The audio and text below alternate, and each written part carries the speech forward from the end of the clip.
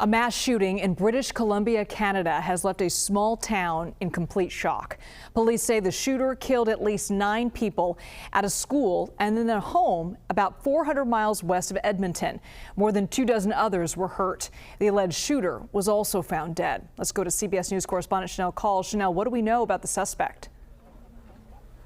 Yeah, there's so much to break down here, Liz. As you know, I'm Canadian. You mentioned Edmonton. Yes. I actually lived there for 3 years, and that is in a province called Alberta, which is the bordering state to British Columbia, where, of course, this mass shooting happened yesterday. So today, we heard from authorities.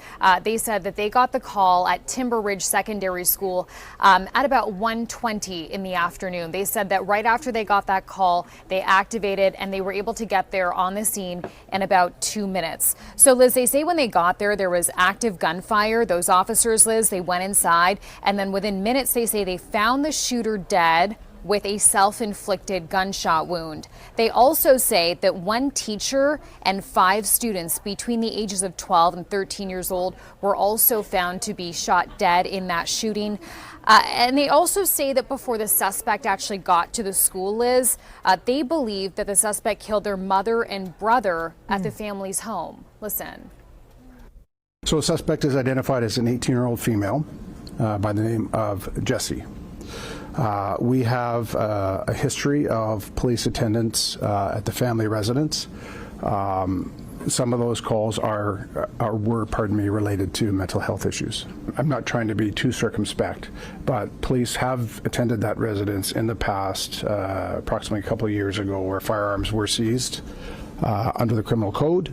I can say that at a later point in time, the lawful owner of those firearms petitioned for those firearms to be returned, and they were.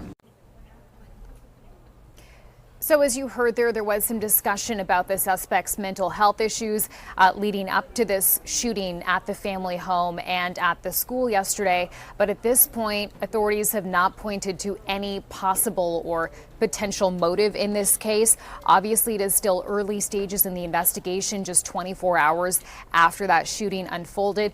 But I do want to mention, some of these images are so stark, not just for us to watch, but especially for Canadians who, frankly, this type of situation doesn't happen very often there.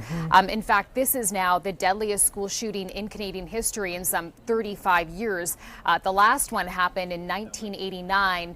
You might remember this. It took place in Montreal in Quebec, L'École Polytechnique.